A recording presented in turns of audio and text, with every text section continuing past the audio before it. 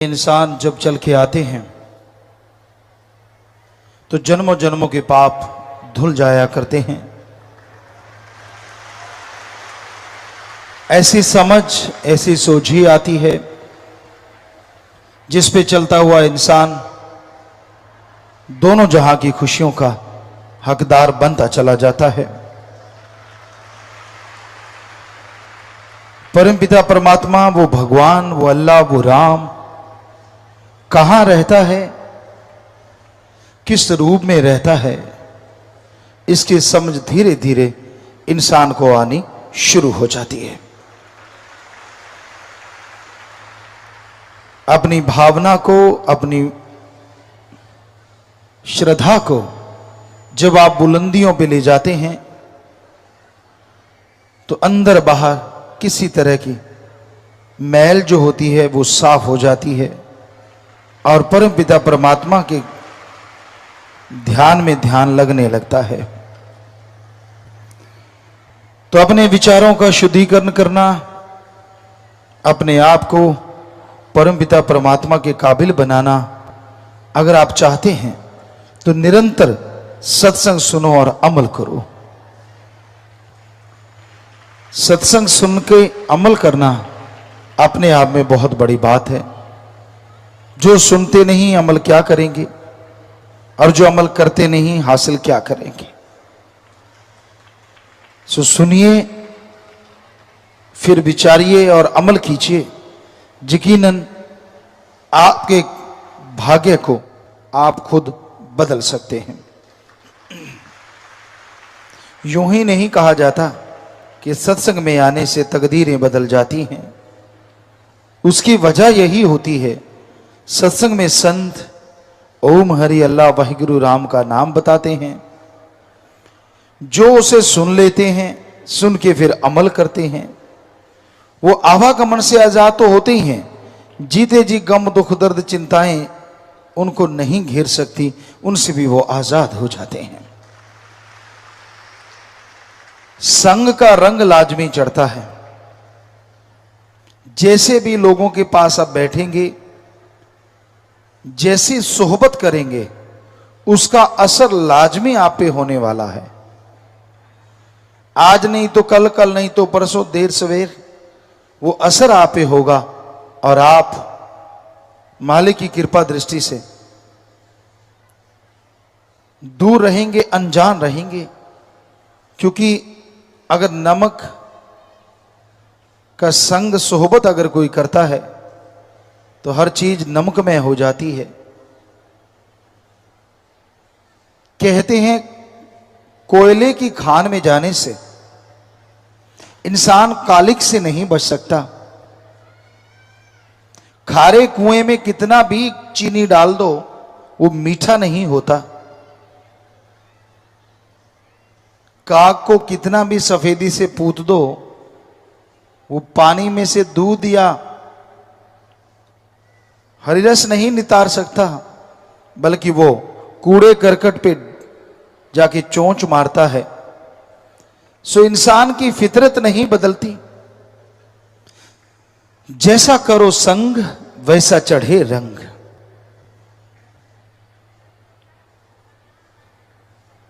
अगर पास अग्नि के बैठोगे जाकर तो उठोगे एक दिन कपड़े जलाकर।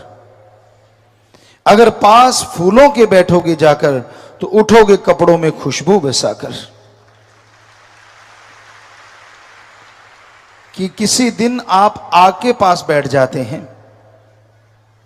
आग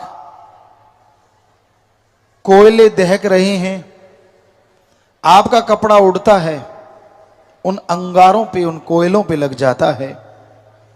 नेचुरली वो कोयले, वो आग आपके कपड़े को जला के राख कर देती हैं। किसी और दिन आप फूलों के ढेर के पास बैठे हैं, अचानक हवा आती है, आपके कपड़े उड़ते हैं और फूलों के ऊपर लग जाते हैं। फूलों ने क्या करना है, आपके कपड़ों में खुशबू भर देनी है। तो इसलिए बुराई का संग सोहबत करोगे तो आपके जीवन की तमाम खुशियां, तमाम बरकतें, तमाम नियामतें आपसे दूर हो जाएंगी।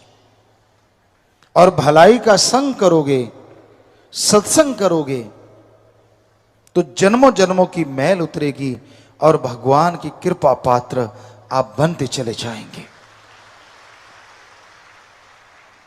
तो हर किसी के अंदर सोचने समझने की शक्ति प्रभु ने दी है कि वो सोचे, समझे और अमल करें। सोच समझे कि अच्छा क्या है और बुरा क्या है, गलत क्या है और सही क्या है। सत्संग में बताया जाता है, ओम हरि अल्लाह वाहिगुरु गौड़ खुदा राम कभी पैसा नहीं लेते। मालिक कभी किसी से किसी किस्म का दान चढ़ावा जमीन जायदाद नहीं लेते।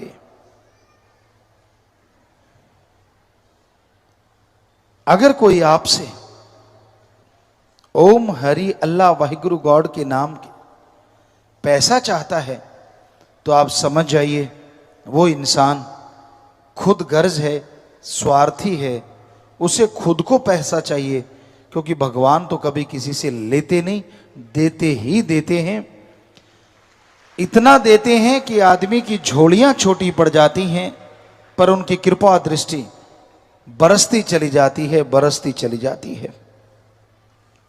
तो अपनी भावना का शुद्धिकरण करना, अपने आप को परमपिता परमात्मा के काबिल अगर बनाना चाहते हो, तो आप सत्संग सुनो। सत्संग में जो गुरु मंत्र, कलमा, मेथड ऑफ मेडिटेशन बताया जाता है, वो सुन के अमल करो। गुरु मंत्र का जाप करो, आधा घंटा सुबह शाम अगर सुमरन करना शुरू करते हैं, तो यकीनन आपके मैल जो है पाप कर्मों की, जन्मों जन्मों की, वो उतर जाएगी और आप माली के रंग में रंग जाएंगे। परमानंद की आपको प्राप्ति अवश्य होगी। बहुत से सवाल, बहुत से विचार इंसान के अंदर चलते रहते हैं और उन विचारों के पीछे बह के इंसान इंसानियत से बहुत दूर चला जाता है। हमारे धर्मों में, हमारे मजहबों में इंसानियत का पाठ पढ़ाया जाता है, लेकिन आज जो देखते हैं, इंसान को इंसानियत का ही पता नहीं। कई जगहों पे हमने ये बात पूछी कि इंसानियत किसे कहते हैं, तो जवाब मिला, एक इंसान इंसान है, सभी लोग बैठ के तो वो इंसानियत है। जबकि ये इंसानियत की परिभाषा नहीं। इंसानियत का मतलब है किसी को दुख दर्द में तड़पता देख के, किसी को व्याकुल परेशान देख के उसके दुख दर्द में शामिल होना और उसके दुख दर्द को दूर करने की कोशिश करना, इसी का नाम इंसानियत है, मानवता है। जब आप किसी जीव को तड़पाते हैं, जब आप किसी की जान लेते हैं और ठहाके लगाते हैं, खुश होते हैं, तो आप इंसानियत को खो देते हैं और शैतानियत का प्रदर्शन करते हैं। इसी को राक्षस कहा जाता है। देवी देवता किसी भी किस्म की बलि नहीं लेते। हमने पवित्र चारों वेदों को पढ़ा, पवित्र गीता, रामायण, महाभारत, पवित्र गुरबाणी, पवित्र कुरान शरीफ, कुरान मजीद, सभी धर्मों के पवित्र ग्रंथों को पढ़ा। पर सभी धर्मों के पवित्र ग्रंथ साफ साफ कहते हैं, साफ साफ पुकारते हैं कि देवी देवता सृष्टि को संभालने के लिए लगाए गए हैं। उनका काम सृष्टि का भला करना है। उनका काम सृष्टि की रचना में रचनात्मक कार्य करना उनकी ड्यूटी लगी है। आप देवी देवता की पूजा करो चाहे ना करो, वो नाराज होके आपको बद्दुआ नहीं देंगे, वो आपका कोई बुरा काम नहीं करेंगे, वो आपको तड़पाएंगे नहीं, दुखी नहीं करेंगे। दो शक्तियां हैं, देवता और राक्षस। देवता संभाल करते हैं, खुशी देते हैं, और राक्षस तड़पाते हैं, गम दुख दर्द देते हैं। जरा सोचिए, जो लोग कह देते हैं तेरे पे शनि गुस्से है, तेरे पे फलां देवता गुस्से है, तो अगर देवता किसी का कुछ बिगाड़ेगा तो वो देवता कहां रह गया, वो तो राक्षसीपन में शामिल हो गया। सो देवी देवता ना तो कोई बलि लेते हैं, ना चढ़ावा लेते हैं, सब आदमी का बना बनाया है। बहुत जगहों पे लोग बकरा चढ़ाते हैं, कहीं पे लोग नर बलि तक देते हैं, पशुओं को काट काट के चढ़ाते हैं। हम चैलेंज करते हैं, कोई सज्जन बताए जिस बकरे को काटा, जिस पशु पक्षी को काटा, क्या देवता ने आके उसका भोग लगाया? नहीं लगाया। देवता के हिस्से में तो खोपड़ा आया, बाकी नर्म मांस तो सारा खुद खा जाते हैं, या पांव के तले रुलता रहता है पशु पक्षी परिंदे। कैसे पता चला कि देवता ने आपका वो बकरा, आपका वो पशु ग्रहण कर लिया? क्या आप भगवान हैं? क्या आप जानी जान हैं? अगर नहीं तो कौन सी निशानी आई जब आपने बलि दी और भगवान ने कबूल की हो, मंजूर की हो? बताइए क्या निशानी है आपके पास? ये सब झूठ फरेब है, ये सब इंसान की बनाई चीजें हैं। जब इंसान ऐसे पाप करता है तो उसको भोगने के लिए भी तैयार रहना चाहिए। कुदरत की ऐसे कहर आते हैं, ऐसी आपदा आती है कि सब कुछ धरा धराया रह जाता है और आदमी इस दुनिया से चल बसता है। प्रकृति से छेड़छाड़ ना करो। कई लोग कह देते हैं कि गुरुजी अगर मछलियां हम नहीं पकड़ के खाएंगे तो समुद्र में तो मछलियों की बाढ़ आ जाएगी। ये आपका कहना है। कई कहते हैं बकरे चतरे मुर्गे अगर हम नहीं खाएंगे तो इनकी भी बाढ़ आ जाएगी। ये सारी बातें झूठ हैं। समुद्र में आपने सुना होगा, बड़ी मछली छोटी को खा जाती है और उससे बड़ी उसको, उससे बड़ी उसको, आपस में एक दूसरे को निगल जाती हैं, खा जाती हैं। मालिक ने प्रकृति का संतुलन बनाने के लिए सब इंतजाम किया है। आपको ठेका नहीं दिया कि पशुओं को मारो, काटो या उनको खत्म करो। बताओ किस धर्म में लिखा है कि सृष्टि का संतुलन बना के रखो, कि पशुओं को मारो, इसको काटो, उसको काटो? किधर भी तो नहीं लिखा। बकरे मुर्गे अगर हैं तो भेड़िया, शेर, चीता वो भी हैं। बस इंसान मेहरबानी करे उनको ना मारे। तो भगवान ने तो पूरा इंतजाम कर रखा है प्रकृति की संतुलन बनाने के लिए, सृष्टि के संतुलन बनाने के लिए। शाकाहारी जीव बनाए हैं तो मांसाहारी जीव बनाए हैं। इंसान शाकाहारी है, वी आर प्योर वेजिटेरियन, पर इसका मतलब ये नहीं है कि मांसाहारी लोग नहीं है।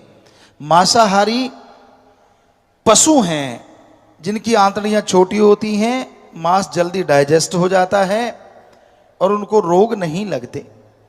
आदमी अगर मांस खाता है, इसकी आंतड़ियां बहुत लंबी होती हैं, तो तरह तरह के बैक्टीरिया, वायरस पैदा होते हैं जो बीमारी का घर बन जाते हैं। इसलिए मांस, अंडा आदमी के लिए नहीं बना। जब आदमी के लिए नहीं बना तो देवी देवता के लिए कैसे हो सकता है, जो आदमी से श्रेष्ठ कहे जाते हैं? तो आप सात्विक भोजन कीजिए, नहीं तो शाकाहारी भोजन कीजिए। तभी आपको ईश्वर मिल सकता है, अल्लाह राम मिल सकता है, वरना फजूल की बातें हैं, झूठी बातें हैं। सतगुर अल्लाह वाहिगुरु राम सच्चे मन से, सच्ची आत्मा से, यानी दृढ़ यकीन से कोई उसे याद करता है तो वो रहमो करम का मालिक आके इंसान के सारे दुख हर लेता है, गम चिंता परेशानियों से मोक्ष मुक्ति दिला देता है। जिसकी भावना शुद्ध होती है, जिसके विचार शुद्ध होते हैं, वो परम पिता परमात्मा की कृपा दृष्टि के काबिल बन जाया करते हैं। भगवान यह नहीं देखता आप अमीर हैं या गरीब हैं, भगवान यह नहीं देखता आपकी कौन सी जात है, वह सिर्फ यही देखता है कि आपके दिलो दिमाग में परम पिता परमात्मा के लिए कैसी तड़प है, कैसी लगन है, कैसी श्रद्धा है। जैसी जिसके अंदर श्रद्धा होती है वैसे ही उसको दर्श दीदार हुआ करते हैं। जैसा सुमरन के द्वारा शरीर को बना लिया जाता है, वैसा ही इंसान के अंदर और बाहर चरित्र होता है, वैसा ही भगवान की कृपा दृष्टि होती है। मालिक परमपिता परमात्मा किसी पैसे का, किसी दिखावे का भूखा नहीं होता। उसे हासिल करने के लिए जंगल पहाड़ उजाड़ों में जाना जरूरी नहीं होता। आप अपने घर परिवार में रहते हुए सच्ची भावना से, दृढ़ यकीन से अगर उसे याद करते हैं तो वो आपके पास दौड़ा चला आता है। और दृढ़ यकीन इतना होना चाहिए कि कोई भी उसे हिला ना पाए। पुराने समय में और आज भी कहीं कहीं औरतें मर्द ऐसे हुआ करते थे, पति वर्ता या पत्नी वर्ता कहना जायज होगा, तो उनके लिए अपने पति या पत्नी के अलावा दूसरा माँ बाप का, बहन भाई, बेटे बेटी का ही रिश्ता रहता था और कोई रिश्ते की कोई जगह ही नहीं होती थी। तो ऐसे लोग जद सत के पक्के होते थे। कई बार रिद्धि सिद्धि की बातें उनके मुंह से अन्यास निकलती और पूरी हो जाती थी। इतना जद सत में ताकत होती है। इसी तरह अगर कोई भगवान अल्लाह वाहिगुरु राम के लिए दृढ़ यकीन बना ले कि मेरा सतगुरु, मेरा मौला मेरे लिए सब कुछ, बाकी कुछ नहीं, और उसके वचनों पे अमल करे, जो यकीनन उसका जीवन बदल जाए, उसकी जिंदगी पतझड़ से बहारों में चली जाए। दृढ़ यकीन जरूरी है। आप सेवा करते हैं, सतगुरु अल्लाह से बेइंतहा मोहब्बत करते हैं, आप ये मत सोचिए कि आपसे जलने वाले नहीं। बहुत लोग होंगे जो आपकी टांग खिंचाई को तैयार रहेंगे, झूठ बोलेंगे, तरह तरह की बातें आपको बतानी, मन गढ़ंत चीजें कर करके या आपको लड़के कुछ ना कुछ कह के मालिक से दूर करवाना उनकी फितरत होती है, उनकी आदत होती है। पर आप अपने बारे में सोचिए, आपने दोस्ती की अल्लाह वाहिगुरु राम से और तोड़ दी आम इंसान के कहने से। वाह, क्या जज्बा है आपका और क्या आशिकी है आपकी। लानत, जब आशिकी इश्क लड़ाया है अल्लाह वाहिगुरु सतगुरु से, तो फिर ऐरे गहरे नत्थु खेरे की क्या ताकत जो आपको दूर करते हैं।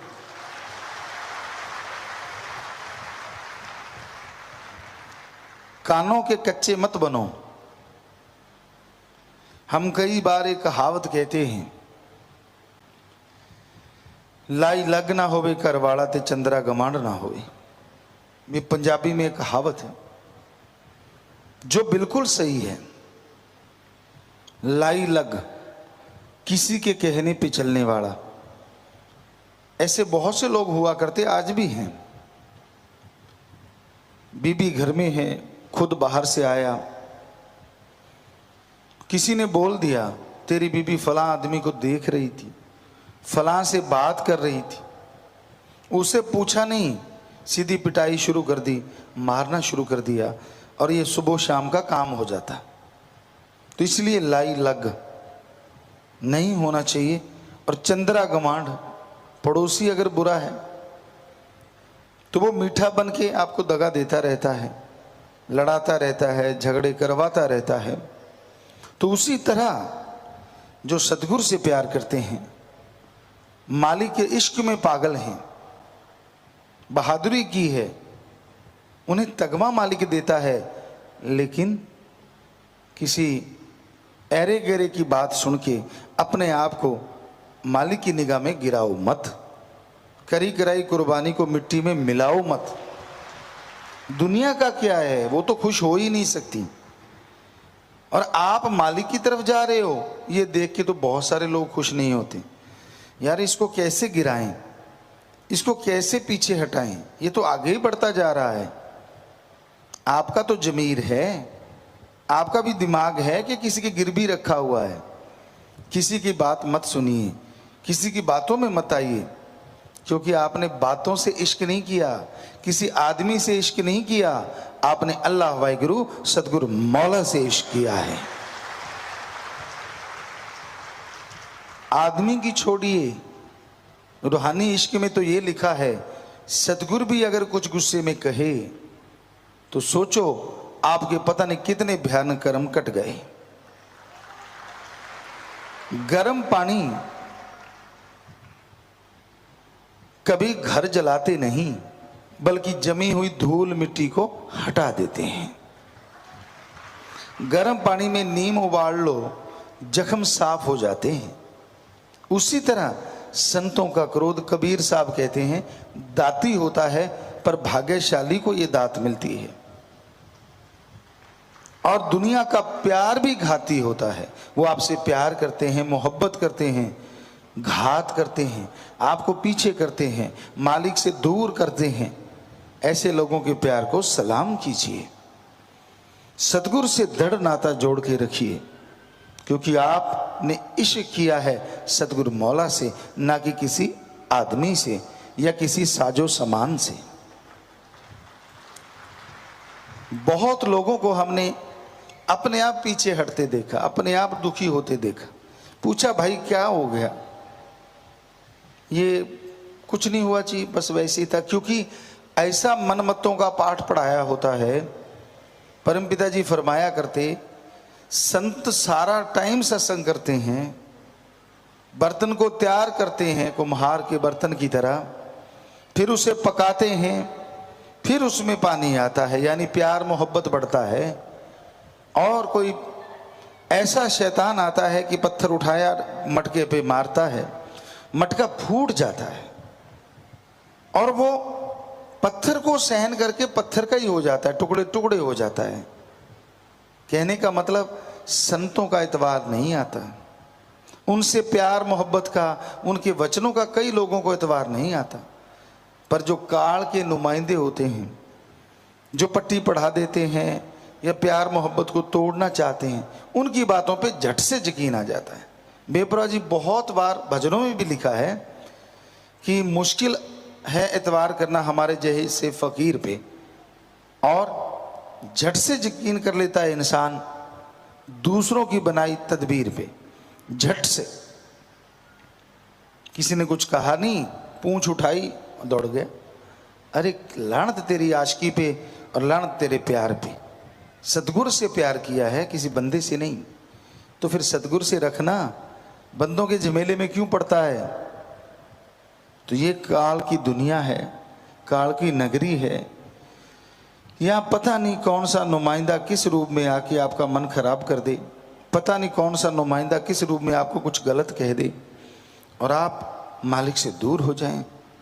तो अपने दिमाग से काम लिया करो, किसी दूसरे के कहने पे मत चलिए, अमल कीजिए, यकीन मानिए। फकीर अगर कोई बात कहते हैं तो पता नहीं कितने आने वाले भयानक कर्म कट जाते हैं, और दुनिया वाले कोई बात कहते हैं तो वो आपके बनते हुए कर्मों में बट्टे डालते हैं, बेड़ी को डुबो देते हैं। तो सतगुरु से प्यार, अल्लाह वाहिगुरु राम से प्यार दृढ़ यकीन के साथ, दृढ़ श्रद्धा के साथ हमेशा बनाए रखिए, आगे बढ़ते जाइए, यकीनन मालिक की कृपा दृष्टि जरूर होगी।